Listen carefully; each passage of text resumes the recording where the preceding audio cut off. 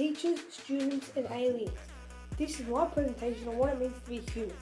I will be viewing this from a scientific, religious and philosophical point of view. Sit back, relax and enjoy. Philosophy. What is philosophy? Philosophy is the rational investigation of truths and principles of being knowledge or conduct.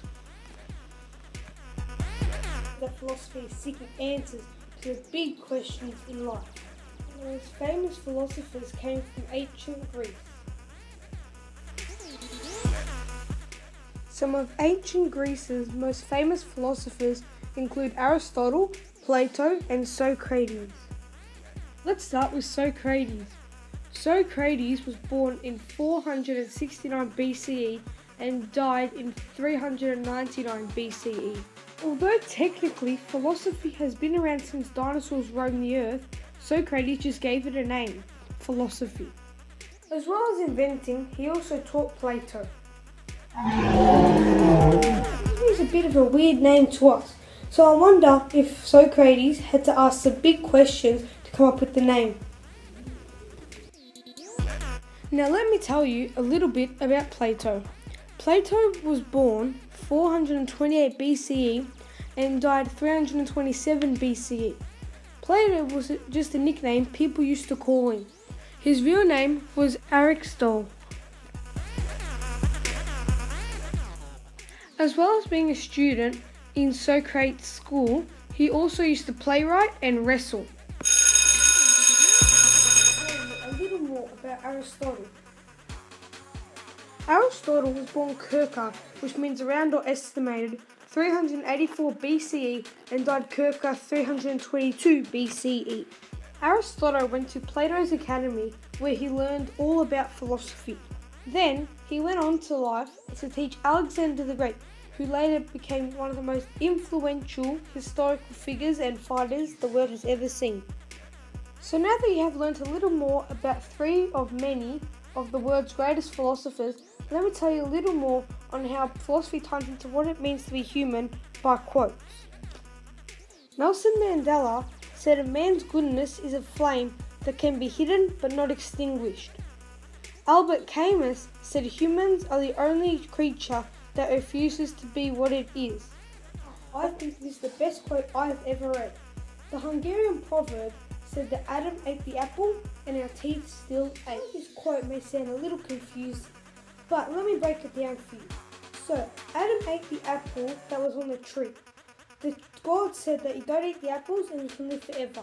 So because Adam ate the apple, our teeth are still aching from not being able to live. It taught me, and not just about what it means to be human, is there's no question too big or too small. All you gotta do is look for an answer and it'll be behind the next door. What is science? The dictionary says that science is a branch of knowledge or study dealing with a body of facts or truth systematically arranged and showing the operation of general laws. The definition of science is observing and investigating natural phenomena. There are many different forms of science that has a point of view on what it means to be human. I will mainly be focusing on biology and evolutionary science. Let me ask you, what is evolutionary science and biology? Well, evolutionary science is pretty much the same as evolutionary biology, and biology, that's biology. Evolutionary biology. Evolutionary biology is the study of how we as humans came from apes to Homo sapiens and into humans. Biology is the study into the mind and behaviours of animals and humans. Evolutionary biology shows us that humans are most likely related to the apes, monkeys, gorillas and other primates. If you look at pictures on the screen now, you can see that our body shape is more or less the same and the features within us are the same, like the ribs, arms and legs. Biology is the study of the mind, and because we are more evolved than most other animals, we can tell the difference between right and wrong, and we can make educated choices unlike most animals. For example, we can make an educated choice of whether we are allergic to something and not eat it, whereas animals like dogs, they sometimes want to eat chocolate even though they can't because they will die. Religion.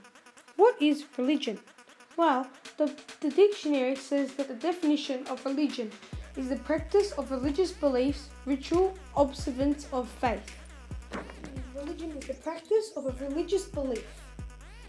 In the book of Colossians, chapter 3, verse 13, it says, "Bear with each other and forgive one another. If any of you has grievance against someone, forgive as the Lord forgave you."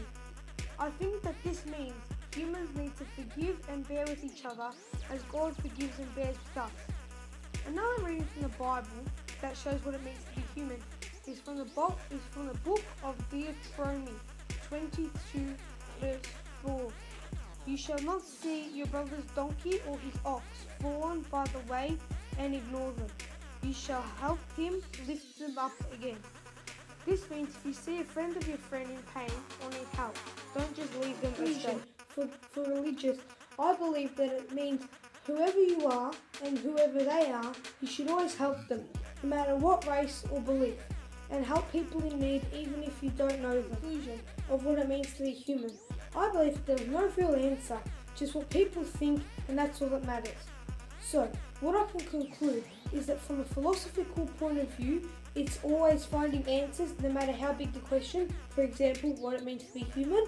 From a scientific point of view, our physical and mental appearances, and from a religious point of view, our trust and our insight of what it means to be human. My short presentation on what it means to be human. Please, aliens, don't vaporize us, and hope you guys learned something about what it means to be human. Thanks for watching, and bye-bye.